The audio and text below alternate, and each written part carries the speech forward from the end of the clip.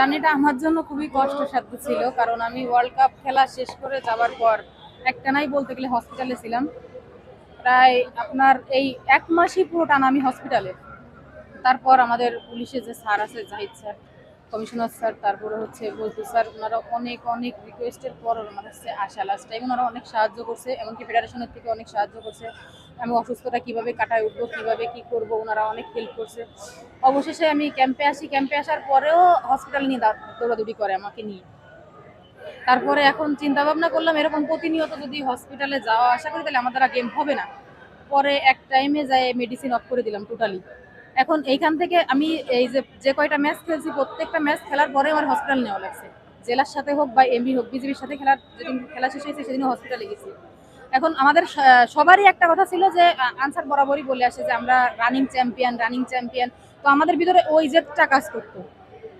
সবাই একই কথা বলতো যে আমরা এই কথাটা ওদের রাখতে দিব না, আমরা যে করো চ্যাম্পিয়ন হবো, শ্রাবণী শুধু তুমি এই গেমটা অন্তত একটু সুস্থ হয়ে খেলে দাও।